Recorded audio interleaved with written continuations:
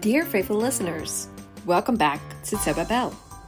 Before we begin running, let's take a moment to stretch and warm up while listening to the recap from the last episode. Previously on Soba Bell.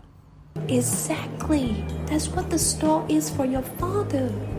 You have this box. Maybe all he has left is banana leaves. Think of them as the love letters. We talked about memories and how love can hide in the smallest things, in an old recipe, fading routines, things that stay the same even as life rushes forward. But love takes many shapes, and sometimes the hardest kind to recognize is the one we give to ourselves. Today we meet a new voice from Laos named Sang Panuvong. Carrying her own past, standing between where she comes from and where she is trying to go, holding pieces of her family, her country, and her younger self, all while learning how to carry her own heart. Let's shake off yesterday, breathe in the crisp air of change, and step forward into the kind of growth that doesn't always look like progress, but still counts.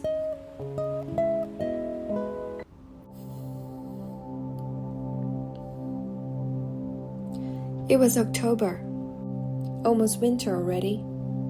You could smell it in the air, dry leaves, cold wind, everything starting to die a little. The trees were still pretty, red and yellow and gold. But I knew soon they'll be bared, just branches against the gray sky.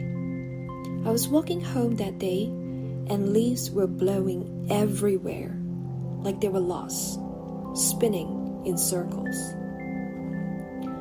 I remember last year I tried to keep some leaves in my book, pressed them flat between pages of my science textbook. They were so pretty.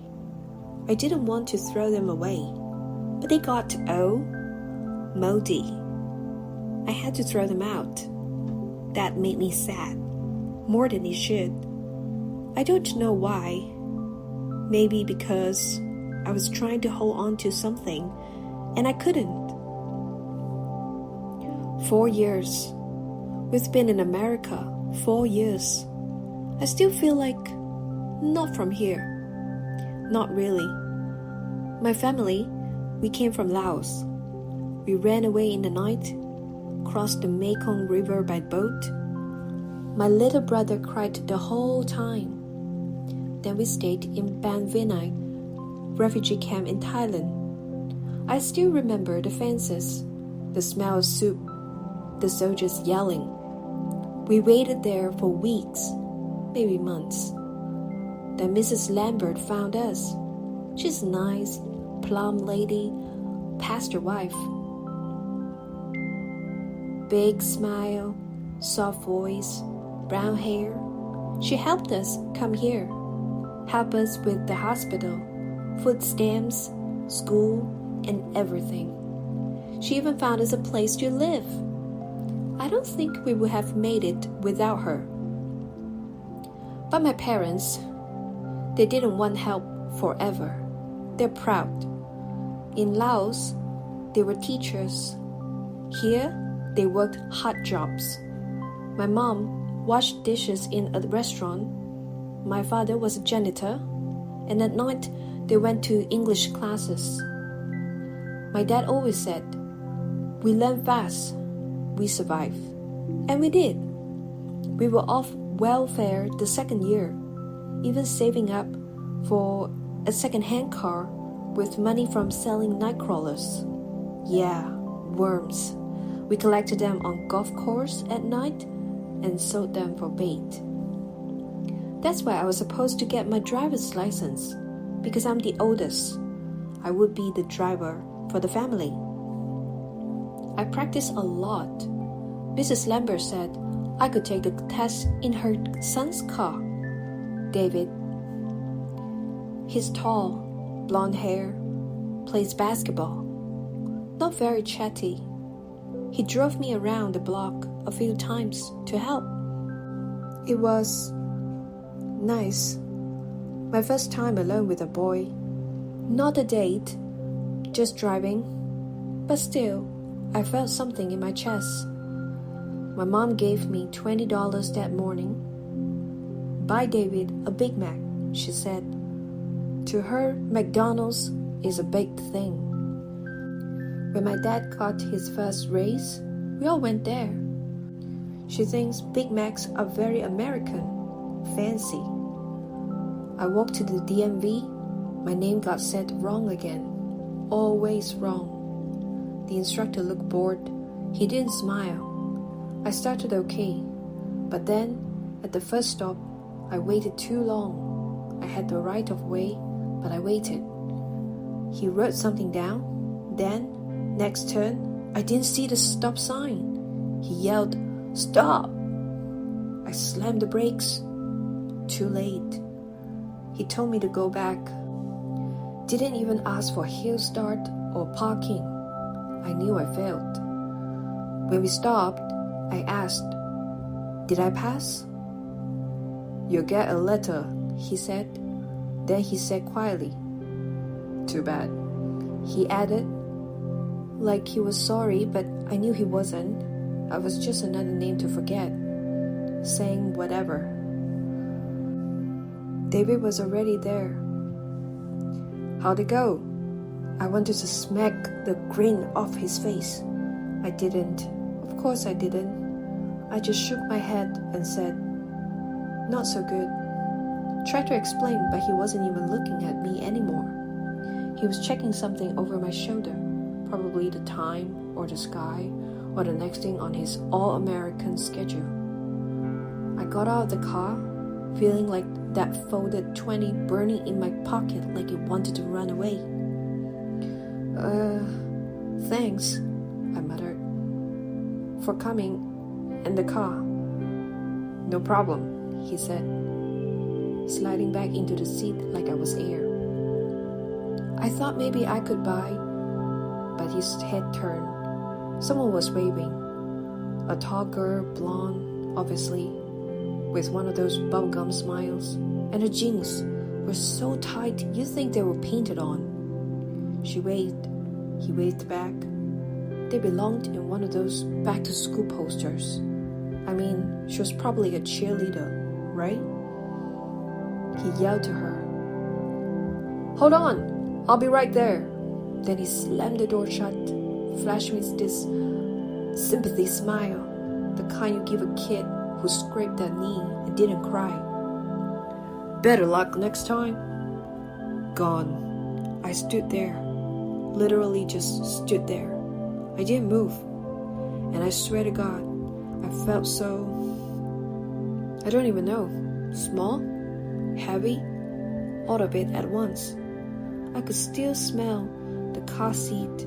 The inside of his car smelled like citrus gum and cologne, and something else that was so normal, like his life came in clean packages. His jokes, his basketball practice, his sunny future. And then there's me, still in the parking lot, still holding a $20 bill, still trying to matter. I didn't even really like him like that. I don't know, okay? Maybe I thought this was how you start to fit in. Borrow someone's car, drive through a town, buy a Big Mac, laugh a little. But the door shut and the silence hit me like a wall. I looked at my reflection in a car window as it drove past. My hair was flat and weird, and my shirt had this faded Lao embroidery on the collar. I used to think it was beautiful. I felt like I was wearing history on my chest, the wrong kind of history. I looked wrong. I felt wrong, out of place. Like I'd be dropped in this world with the wrong skin and the wrong story. And the worst part, it wasn't even envy. It was like I didn't exist on the same map. Then the instructor yelled, told me to move. His voice, rough, loud, made me jump. For a second, I wasn't here. I was back in Ben Vinai. A soldier with thick lips shouting at me, pushing me inside the fence. That memory just came back. I moved off the road, stood under a tree. An acorn hit my head. It hurt, but also it made me laugh in a weird way, like even the tree was against me. I was so mad I kicked the acorns. I told myself, I'm not taking that test again. What for? I'll never belong here anyway. Then I saw this bush. Small, brown, kind of hidden. But the leaves, they looked familiar. Heart-shaped, jagged edges. It made my heart feel something. I kept walking, but I stopped in front of a flower shop. I don't know why. I just went in. The lady inside smiled. She asked if I needed help. I showed her the leaf. She said maybe it was Rose of Sharon. But I shook my head. That wasn't it. Then she said, wait. She took me to the back, to the greenhouse. Oh, it was like a dream. Warm, humid, green everywhere. Plants from everywhere in the world. And then in a corner, I saw it. Hibiscus. Seba. That's what we called it in Laos. There was a hedge around our house. Red flowers after the rain. My grandmother used to put blossoms in the well. I remembered the smell, the colors, our garden, our home. I cried. Right there in front of the flowers, I cried so hard. I bought the plant, $19, almost all of what I had. When I got home, my mom saw me. She looked at the plant. It's beautiful, she said. Then I told her I failed. She touched the leaves. This one's strong. It will survive the winter. She took it out of the pot and showed me the roots. Root bound, she said. Let's plant it. She started digging in the cold ground. I helped. Later, she went to cook dinner. Bitter melon omelette. My favorite now. Not Big Mac. I stayed outside, planted the hibiscus myself, covered it with soil, looked up. A flock of geese flew overhead, big V shape across the sky. I watched them go, then I whisper, when they come back in spring, I'll try again. The end. Alright, let's take a moment to catch our breath. Shake out your arms. Slow the pace. We're cooling down now. Sometimes when I'm sitting alone at a train station in Tokyo, surrounded by the quiet shuffle of people who know exactly where they're going, I still feel a little foreign, I have to admit. Not unwelcome, but, apart. Like there's this rhythm everyone else knows instinctively, and I'm just half a bit off. Maybe that's why I found Sang so relatable. The way she stood there watching David's car drive off, how even the air around her seemed to whisper, you don't belong here. That feeling isn't always loud, but it sure lingers. A glance, a moment, a laugh you don't quite get. When I first moved here, I thought fitting in meant changing, losing the things that made me different. But maybe self-love is the opposite. Maybe it's learning to carry your differences, like a favorite book in your bag, tattered but familiar, and full of your own language. And slowly, you'll find your rhythm. Not theirs, yours.